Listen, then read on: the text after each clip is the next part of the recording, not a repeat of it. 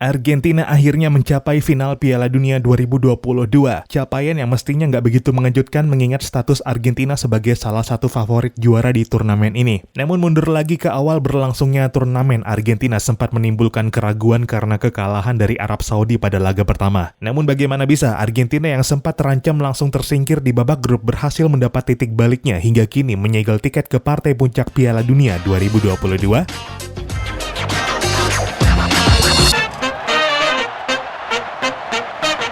Halo dan selamat datang kembali di Papa Bola. Argentina menyegel tiketnya ke final Piala Dunia 2022 setelah mengalahkan Kroasia 3-0 di semifinal. Lionel Messi membuka kemenangan lewat gol penaltinya sebelum ditutup sepasang gol dari Julian Alvarez. Kemenangan yang sangat meyakinkan dengan komposisi tim yang sebenarnya bukan kekuatan terbaik Argentina. Ya, Argentina harus tanpa Marcos Acuña yang absen di laga ini karena akumulasi kartu. Begitu juga Gonzalo Montiel yang juga mendapat kartu kuning keduanya di perempat final melawan Belanda kemarin. Namun di antara keduanya, minus Acuña memberi dampak yang paling besar karena keberadaannya sebagai bek kiri utama Argentina. Pelatih Lionel Scaloni akhirnya menurunkan Nicolas Tagliafico dan syukurnya mampu tampil baik. Meski banyak diserang Kroasia, Argentina mampu efektif dalam bertahan hingga nggak ada ruang bagi tim lawan untuk benar-benar mengancam gawang Emiliano Martinez. Impresifnya penampilan Tagliafico menggantikan tugas Acuña adalah contoh dari bagaimana pemain pelapis mampu tampil bagus menggantikan peran pemain utama yang berhalangan tampil dalam laga-laga Argentina di Piala Dunia 2022.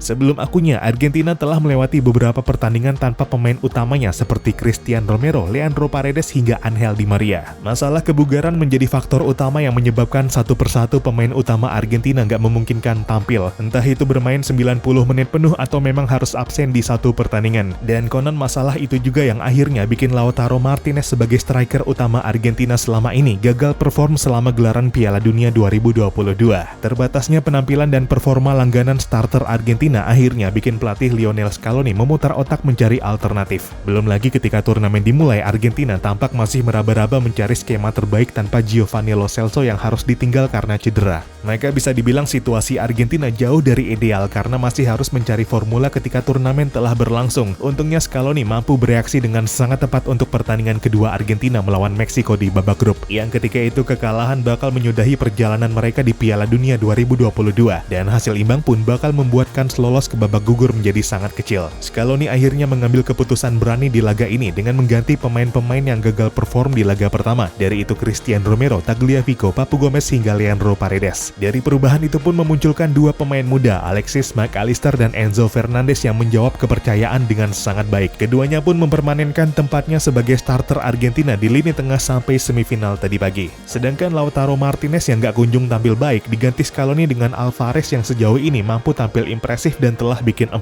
gol, termasuk 2 golnya ke gawang Kroasia, menempatkannya di daftar atas top skor sementara bersama Olivier Giroud dari Prancis, serta hanya selisih 1 gol dari puncak sementara yang diisi Messi dan Kylian Mbappe dengan 5 golnya. Alvarez telah menjadi starter reguler Argentina sejak laga terakhir grup melawan Polandia dan tampak bakal mempertahankan posisinya tersebut di laga final nanti. Melejitnya para pemain pengganti Argentina selama gelaran Piala Dunia 2022 menjadi bukti lain kejelian Scaloni meramu timnya di tengah situasi nggak terduga saat turnamen sedang berlangsung. Skema yang dinamis menyesuaikan gaya permainan lawan hingga perubahan formasi di tengah laga menjadikan Argentina bukan hanya lawan yang sulit dilawan secara fisikal, melainkan juga secara taktikal lantaran skema dan perubahannya di tengah laga yang sulit ditebak. Sejauh ini setidaknya ada 3 skema yang kerap diturunkan Scaloni dari awal atau di tengah pertandingan. Dari itu 4-3-3, 3-5-2 yang bisa dengan mudah berubah menjadi 5-3-2 ataupun 4-4-2 yang paling sering dimainkan. Namun yang membuatnya sulit ditebak adalah keunggulan fleksibilitas pemain-pemain yang memang jago dan terbiasa bermain di berbagai posisi. Bahkan Lisandro Martinez yang biasa dimainkan ketika Scaloni menerapkan skema 3 back pun kerap memainkan peran pemain tengah dalam serangan Argentina. Sedangkan pemain tengah seperti Enzo Fernandez bisa menjadi pemain yang sangat mengancam dalam serangan-serangan Argentina, tapi juga sama mengancamnya bagi pemain lawan ketika memasuki pertahanan Argentina.